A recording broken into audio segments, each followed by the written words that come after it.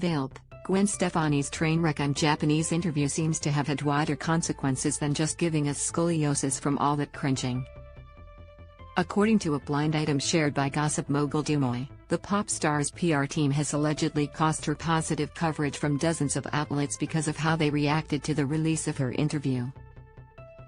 Gwen Stefani's fully banned from all Condé Nast outlets after the Allure article and the way her team handled it, the blind item read.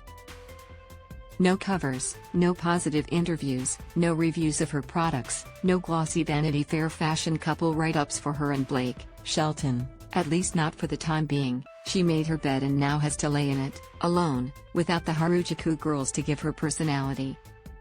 OMG, I simply must know how they reacted. Did they have a go at Allure? The journalist who conducted the interview? How badly did they behave, that it led to something like this? What could they have possibly said?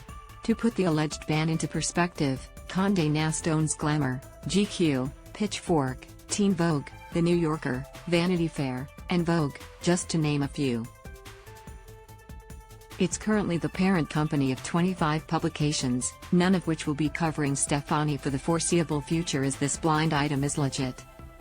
FKN yikes. In case you missed what all this drama is about, Stefani, noted white person, made headlines last week after she insisted she could claim Japanese culture because she grew up in proximity to it. The rank takes to come out of this one were not fun, folks. If you're familiar with Gwen Stefani at all, you'll probably know she's been profiting off Japanese culture for some time now.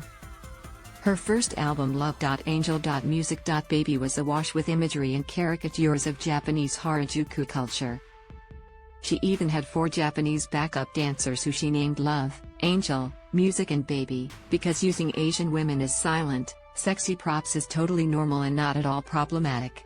Stefani's label Harajuku Lovers featured perfume bottles molded after Japanese women, so this wasn't a one-off thing. And then, get this, she tried to trademark the word Harajuku because her team claimed US audiences would associate it with her, not the Japanese district. Imagine trying to claim the name of an entire town because you feel that much entitlement to it, despite not even being part of that culture.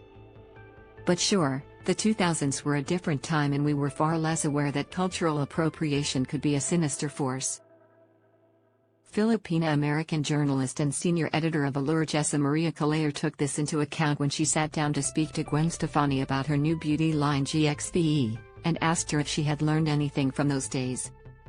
I said, "My God, I'm Japanese and I didn't know it," Stefani told Callejer when recalling traveling to Japan as an adult. Callejer, literally an American Asian woman having this said to her face, was rendered momentarily speechless. In the moment where awkward silence hung, Stefani doubled down. "I am, you know," she insisted. She also then accused anyone who has a problem with cultural appropriation as causing division. Nice. So nuanced and not at all a white person centering themselves in a conversation about race.